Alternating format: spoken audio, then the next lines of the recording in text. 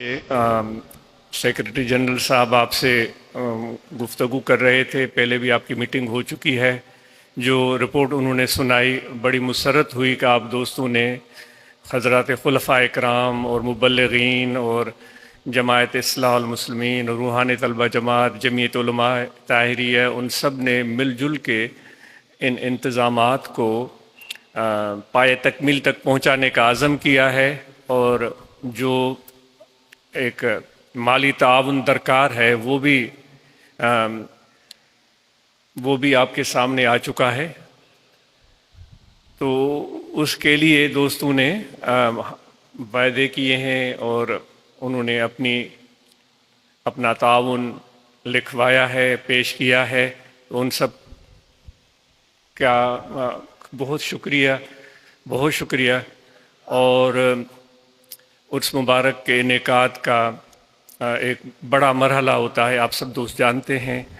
और जितने मेहमान आते हैं वो हमारे लिए बड़े अहम होते हैं। उन मेहमानों की इंतज़ामात जितने भी हम अच्छे कर सकें, जो भी हमारे बिसात में है, वो हमारा में अहम मकसद है, गर्ज़ और गायत है कि मेहमानों के लिए आसानी हो।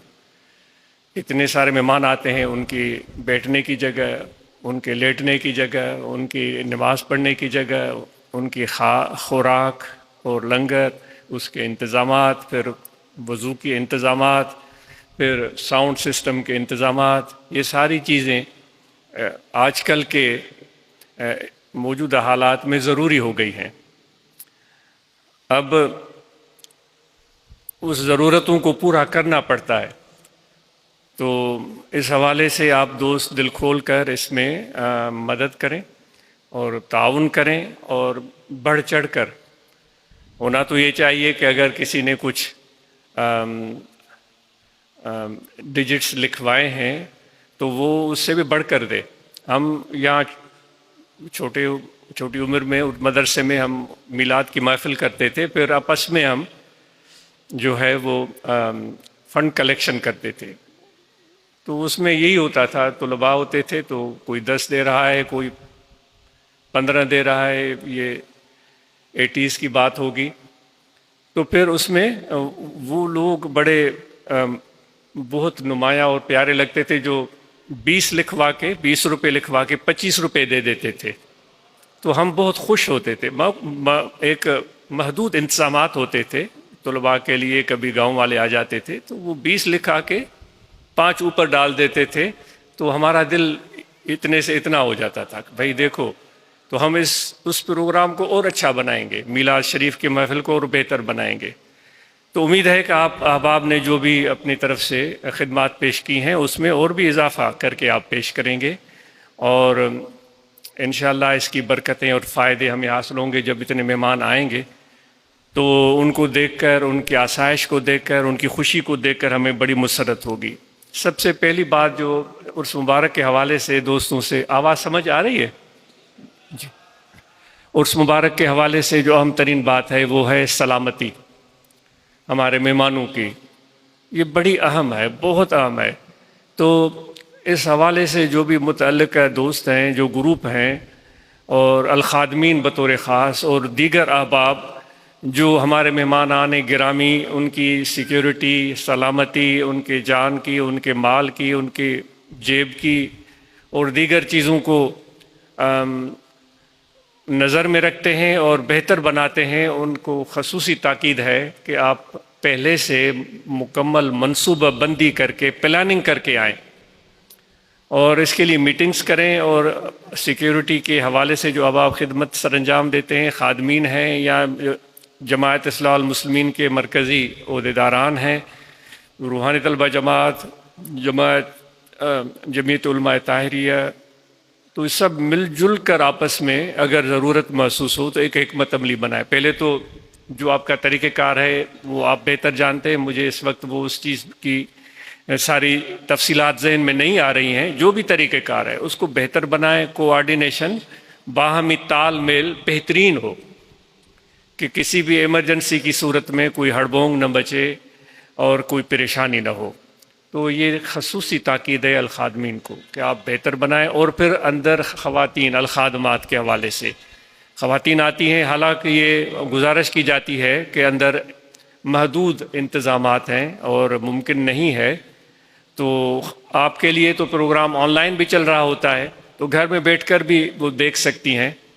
لیکن خواتین اپنے شوق سے آتی ہیں تو پھر ہمارا فرض بنتا ہے کہ ان کے انتظامات بہتر ہوں. لاسٹ ایئر جو کمی کوتاہی ہوئی تھی اس بارے میں دوستوں سے تفصیلی گفتگو مسلسل ہوتی رہی ہے. تو خواتین کا انتظام بہتر بنانے کی شدید ضرورت ہے. ان کا پنڈال اچھا ہو، ان کی رہائش، بیٹھنے کی جگہ، لائٹنگ، پانی، بجلی، معقول بندوبست ہو. اور پھر اس میں سیکیورٹی. اب الیکٹرک وائرنگ جا رہی ہے تو اس میں جو بھی احتیاطی تدابیر ہم ملحوظ رکھ سکتے ہیں ضرور رکھیں. اور خادمات کو بھی الرٹ کریں، ان کو سمجھائیں کہ اللہ نہ کرے کوئی ایمرجنسی ہو جائے تو ان کو کیا کرنا ہے.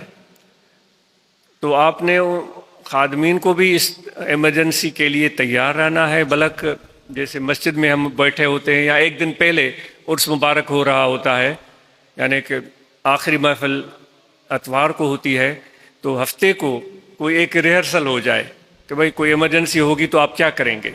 اس میں محدود لوگ ہوں گے، جو اتوار کو سنڈے کو دوست آتے ہیں، ہفتے کو کم لوگ ہوں گے یا جمعے کو کم لوگ ہوں گے، کہ ریہرسل ہو جائے تاکہ پتہ چلے کہ آپ ایمرجنسی میں کس طرح اپنی جان کی، اوروں کی جان کی حفاظت کر سکتے ہیں.